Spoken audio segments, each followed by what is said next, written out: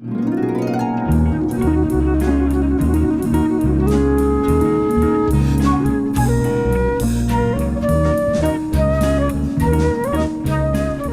coming to you by way of the not-for-profit Mainframe Studios at 900 Keough Way in downtown Des Moines, this is 900 Views, a podcast about building community through the arts as we build an arts community. I'm your host, Pat Bodie, here today at Smoky Row Coffee Shop with entrepreneur Dimitri Makedonsky. Dimitri grew up in Northeast Iowa. After serving as an Army paratrooper and earning his communications and marketing degree in Colorado, he came back to his home state. Yay for us. Dimitri's story is one of embracing architecture, visual art, cuisine, and branding to give a small town a thriving business and new awareness. So while exploring Iowa by motorcycle in the early 2000s, Dimitri spied the abandoned Ladora Savings Bank, a regal structure in a town of 230-plus population. He spent 4 years renovating, developing a destination wine bar, and now with a new facelift completed, he's reopening as Caucus Bistro, featuring the photographic and culinary arts to reflect the engagement and stature of Iowa's political signature event.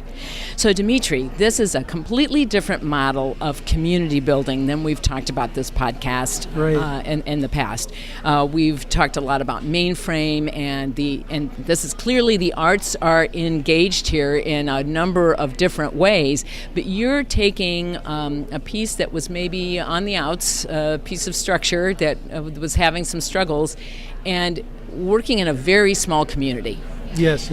So tell me about how the arts were used to engage with the community, and how this whole kind of experiment in community building is going. Well, you're right. It's an interesting way of trying to develop more community and more arts in the community. The bank itself, the Ladora Savings Bank, was built in 1920 in this tiny little town of Ladora. Back in the 20s, that town had a population of about 900 people. There were actually three banks in the town and an opera house in the town. Now the town has about 230 people. Everything's pretty much closed. There's a convenience store, and then, of course, there's the old bank in Ladora that's still standing. That bank was a what they call classic revival style. A gentleman named Zaleski was the architect on it, and his name's carved right into the stone. Everything about it speaks very much classic revival, Greek architecture, lots of columns and cornices, and the wow factor is incredible. It's called the jewel box style bank. Yes. A jewel box style bank basically has the both floors exposed, so when you walk in you see these grand cornices at 25 feet above your head, and it just has a real, like I said, a real wow factor. And that's what Grinnell is known for as well, right. Which you were kind of living in Grinnell at the time you made this discovery. There was a Louis B. Sullivan Bank in Grinnell that is just magnificent, and I invite people to go see this if they're ever in that area. But yeah, I was living in Grinnell, and I was just traveling to Iowa City on a motorcycle ride, taking the back highway, and I came upon this structure. And when I peered in the windows of this building, which was abandoned pretty much, there were trees literally growing out of the roof of the building. And the root system of one of the trees went all the way down into the basement as I followed it down the steps. And wow. So it was just such a magnificent piece of work. And I didn't know where to begin because it was really overwhelming with the condition of this building. But everything, all the parts were there. I mean, it had good bones. And I knew that if I just took the time and did the research, that I could try to preserve it the best I could. At what point was the community of Ladora itself involved in this in any way? Well, they were involved from the beginning when it comes to just curiosity. Ladora is not a town of great means, and it's a small farming community, and it's in Iowa County. And can you further geographically locate it for a moment? I would say it's about halfway between Grinnell and Iowa City, right on Highway 6. From Des Moines, it's about an hour and 20-minute drive. It does have an exit off of the Interstate 80. It's exit 211. It says Ladora and Millersburg exit. So about an hour and 20 minutes from Des Moines to the front door of the bistro there, or the bank. A lot of the local people had really great stories, and when I was there and I was working on it and basically just doing a lot of cosmetic work, just knocking down overgrowth and trees and weeds around the building and getting rid of varmints in the basement. We had skunks and we had snakes and bats and all kinds of things. People would come in and they would nose around and they'd want to know what was going on. These are the local people that lived there their whole lives. And they would tell me about their grandparents, how they would bank there, that their, or their great-grandfather, great-grandmother lost, $4,000 in that bank during the Great Depression, because that bank was open from 1920 to 1931, and it closed in 31 at the height of the Great Depression, and it never reopened again as a bank. And so people lost their entire life savings in that building. But again, there's a lot of fondness in their memories as well. So if you had gone in there and said, gee, this is a beautiful piece, but it's going to cost me a lot to renovate it, but I've got a good location, I could create something cool that might attract Des Moines or Iowa City folks, as well as being of some potential value to the community of Ladora. Why don't I just tear this down, take a few artifacts, right, and embrace that? Would you be getting the same kind of success? Oh, absolutely not. That was, that never even became a consideration. When I came upon the bank, there was this old woman named Lois, and she was 85 years old, and this was in 2004. Her husband had just passed away, and she was settling his estate, and this bank building was part of his estate. And she was really distraught because it had only been a couple of weeks that he'd been gone, and she was with her son, who was probably in his 50s, and he was helping his mother go through all of the stuff that Dad had collected over the years, including this bank that, again, was full of stuff. And as I talked to Lois and kind of formed this friendship with her over the weeks, she was interested in possibly selling the building to me, but she was extremely concerned that anybody that buys it better not rip out the antiquity, because again, it's marble walls and floors and brass teller cages and beautiful vault doors and these original chandeliers that hang from the ceiling. And she was afraid that anybody that buys it might just come in and just sell it off piece by piece. And I assured her that I didn't know what I was going to do at the time, but I assured her that would never happen. And what was really great is the opening weekend after 4 years of renovation, Lois and her grandson came to the opening of the bistro, and she was just all welled up, and it was really so fun to see her reaction to what I had done with to creating a new space. Well, you've had quite a bit of success, both award-winning and that kind of thing, which is great, but also just standing a bit of the test of time, in that you started this project in 2004. Here we are now, 2019, yeah. And you've given it yet a new facelift and a little bit new brand, which we'll talk about in a moment.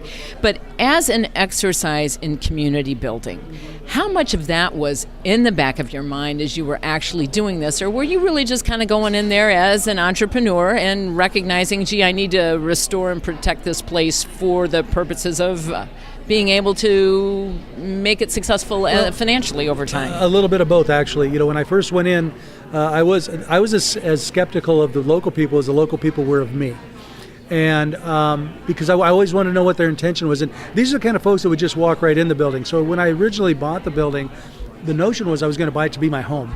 I always had this notion or this fantasy of owning an old structure, whether it was an old schoolhouse, a fire station, a bank building, something that was really cool, an old warehouse. And I thought once my kids get to a certain age and they're off to college, I don't have to worry about school districts. And maybe I can find this neat piece of property. Well, I found it there at the bank, and originally that was going to be my home. And as I was working on it, and as I was on scaffolding inside trying to restore the ceiling, local people would come and go all the time, and I'd have to lock myself in, because to them it was a community center. To them, that bank had been there for almost 100 years, and it was their building. It wasn't my building, it was theirs. I was just somebody in there working on it. And so what I did is I started forming these friendships and relationships with the community and gaining their trust, and in turn I started trusting them too. And I found a lot of local contractors that knew a lot about the building and were helping me to a lot of the projects I just didn't want to tackle myself, concrete work or some of the sheetrock work and things that I wanted to make darn sure I wasn't going to hurt the character of the building. These local people came in and they really took ownership in it, because this was their building too. It wasn't just a job for them. They took a lot of pride knowing that they were helping me restore a building that they felt belonged to the community, and I feel belongs to the community as well. So now that you kind of got to the back end of that restoration effort, which got them engaged because you were respectful, and yet there was this initial mutual skepticism, which is kind of an interesting thing to think about. As you kind of get on the back end of that, to what extent are they embracing it in its new functions? Well, it's quite amazing, because this small community of Ladora, there's lots of little towns around it. Like 8 miles away, there's the town of Victor. Another 8 miles in the other direction, the town of Marengo. And what I found, which was really interesting, is that people were meeting in the bank and meeting each other for the first time. People that had grown up in Victor, Iowa, for example, their entire life, and only 8 miles away were meeting people from Ladora they'd never met before. And people in Ladora, which again is only 8 miles away from Marengo, were meeting and becoming friends with people they'd never known. And I thought, some of these, there was a 50-year-old man that comes to mind, and a local, and he developed a friendship. He and his wife developed a friendship with another local couple that lived just a few miles away, but they'd never known each other, because in those small communities, the schools at that time were all in those communities. You didn't venture too far from the farm, or you didn't venture too far from your 10-mile radius of where your life was. And so fast forward now with them coming into the bistro and becoming friends, these people are taking trips together. They go to Maui, they go on cruises. they're the best of friends now with these couples that they would have never otherwise have met had it not been the catalyst, that bank been the catalyst for them to meet. And so I find that really fascinating, and I'm warmed by it. I mean, I think it's really cool that and you've infused a lot of other features of the artistic realm within this context, not just the architectural piece, but you've brought in to some extent visual arts. You've certainly used this as a music venue, and now you've got this new Caucus Bistro. Right. Tell me a little bit about why the rebranding and the role of the arts in making this a success and leading to some of these community building pieces you're talking about. Well, it originally started as the Ladora Bank Bistro, and that ran for 11 years. And over that course of time, there was a chef that joined me as a partner, and then I left. I moved to Des Moines and started another career, and he took over the bistro and ran it for another 5 years. Well, during that 5-year period of time, I always had the notion of possibly opening another bistro, primarily in Des Moines, maybe close to the state capitol, and I was going to call it Caucus, because I thought, wouldn't it be fun that you'd get a lot of state legislators and people that are right up there at the Capitol that would come down into the East Village and come to my little venue called Bistro, and I came up with ideas for menu designs, and I had it all picked out visually in my mind how it was going to look.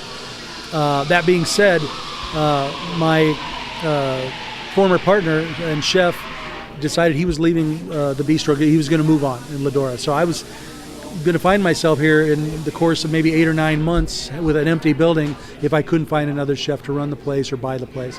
And as things developed, I just thought, you know what, there's no better place to do Caucus or have that concept of Caucus Bistro than this beautiful old historic building in the middle of farm country. And so I thought, this would be the best time to do it, and that's what we decided. I talked to my wife about it, and she and I had numerous discussions, because it is a big sacrifice to go back into the restaurant world, but it's something that I've always dreamt of doing again, and especially with this concept. I can have a lot of fun with the menu. I can get really creative. I hired a chef from Cedar Rapids recently who's very creative, and he and I are having a lot of fun developing recipes and coming up with fun ideas. We're coming up with themes and different events that'll take place that are surrounded or part of the Iowa Caucus theme. And as far as when you come into the building, there's some really beautiful photos that I was able to acquire of Iowa caucuses of the early days. So I've got pictures of Jimmy Carter and Ronald Reagan and Pat Buchanan, you name it. We've got some fun photos throughout the building. So it's going to be kind of almost like museum piece, if you will. And the local community is getting extremely excited about it, because they want to come in and learn about it and see what's new. So I feel very strongly that the local community is definitely going to be just as engaged as they were with the Ladora Bank Bistro. So the visual and the culinary arts are clearly playing kind of a critical role in the success of this, in addition to the long-term piece of the architecture that you're talking about. But I also know that you've been using this venue for home ditty concerts and really started embracing the musical realm as well. What's the role of that? Well, that's really interesting, and yeah, the whole appeal of home concerts and live music is definitely going to be something that I'm planning on down the road. What's really interesting about this old bank, and a lot of people aren't aware of, is it has a community center down in the basement that was there for many, many years, and it's just sitting with storage right now. I hope to develop another concept of live music down in the basement of this and bring in performing arts, hopefully in the next couple years. That'd be awesome. Yeah. So you did this because in part it was community building, and in part you're an entrepreneur. What do you see as the potential pitfalls for others who might want to try and imitate this model for community building? I'm not sure that this model would be successful everywhere. I think where I've gained a lot of success is, number one, it's extremely unique. The building itself, it's only one of maybe 7 of these types of structures left in the Midwest. So I get what I call bank nerds that travel the country. And I had a group from Ontario, Canada come in a couple years. Community. Yes, and they'll travel all over the country in caravans to go view interesting architecture and banks of a certain era. So this group came in several years ago and they had Ontario plates, and they came specifically to see this bank because it was on their bucket list, if you will, of old jewel box style banks that they wanted to see. And so I think what really helps is that I'm close to it. There's an interstate exit. I don't think I could duplicate this if I were down, let's say, in southeast Iowa or someplace where I don't have access to a major population base, because as fun as it is and as great as it is to engage the local community around the Ladora area, it wouldn't survive without it being a destination location. I get people that come from Milwaukee, from Chicago, from West Des Moines, from Ames. So I really do count on those people to call ahead and make reservations and come in with groups. You'll find, especially in the summer months, the bikers, the Corvette clubs, BMW, whatever club people belong to, they want to get on the road. They maybe want to drive a few hundred miles and then stop and have lunch, a bite to eat or something, and then go back. And so this makes that venue perfect for that kind of outing. I think whatever you do, if you have an old structure or you're trying to renovate it and you want to do something creative, get the local community to buy into your idea, because I tell you that their word of mouth means a lot. And it can go good or bad. And I'm fortunate enough that the word of mouth took off really well, and it was a good thing for the community. But you didn't really do anything all that proactively at the start to engage the community, did you? I didn't. The building really drew them already. I think what I did to engage them is I showed up. I was an outsider. I was not from that area. They didn't know me. I didn't have a family name. There's maybe 5 dominant family names in that area, and mine wasn't one of them, especially Makedonsky. No, that's not a common name out there. So, again, they were very suspect, and I think that's the way a lot of small towns are, and you have to build that rapport over time. It doesn't happen overnight. You just stuck it out. Yeah. Yeah, but you've talked about some of the logistical bones that you need to have in play for something like this to be successful. That unique structure, the highway, the destination concept, that kind of thing in place. What do you need from the local community once they've started to even just accept this? Let's take that as something that happens. They've started to accept this. What else do you need from those local folks to be successful in helping it develop into a community piece for them and not just for those passing by? Folks. Yeah. Well, and that's a very good question. I think the thing is they have to buy in. And a lot of what I was doing out there was extremely foreign to them. The idea of a wine bar or drinking other wines other than Iowa wines. Some of these people, they just went down the road to the local winery in Williamsburg, Fireside Winery. That's what they knew about wine. Well, there's a whole world of wine out there. So it took a lot of education. And I think one thing, too, that because it was a wine bar and the concept is much more upscale, I would say upscale casual, I had to make darn sure that when I did work with the local folks and they came in, that everybody was welcome. There was no pretension. You can't have the pretentious attitude like, well, I'm from the big city, or I know better than you, and I would scoff at what their interests were in wine or beer or food. If there was something on the menu that they couldn't pronounce, I wasn't going to belittle them because they couldn't pronounce it, because at one time or another I probably couldn't pronounce it either. Right. And so I just maybe had more exposure to it, and I wanted to expose those folks to that. And what was really great is that in these farming communities, a lot of them are older folks, and their kids have moved on. They've moved they're not farming anymore. They've moved to California. They've moved to Phoenix. And the thing is now they're coming home in the summer to see their aging parents. And so when you're an 80-something and your 40, 50-something-year-old daughters and sons are coming home to see you in the summer with the grandkids, they'll say, hey, I want to take you over to that bistro in Ladora. And, of course, there's going to be the eye roll from the daughter who lives in Phoenix or L.A. is like, oh, great, we're going to go to some little hokey, venue here in town. And they are completely blown away.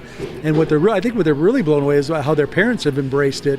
and their mother might say, well, let's get a bottle of Sangiovese and let's order that Stromboli Rosso, and it's like the daughter or son's like, what is coming out of your mouth? Where did you learn that? Because as locals, they've come in and they've embraced the cuisine, they've embraced trying new things, and now they kind of want to show off in front of their kids when their kids come home, and I really like to see that interaction.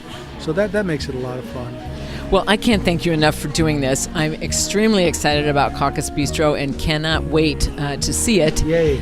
By the time we post this podcast, it should have already opened, because I believe your opening date was May 1st. And May 1st, right. Post this right after that. And so I would like to encourage a lot of folks to give this a try as well. Yes. And I appreciate you exploring with me how this mix of architecture and visual arts and culinary and community all adds up into a destination for both a local sect of folks and for a broader group as well. Yeah.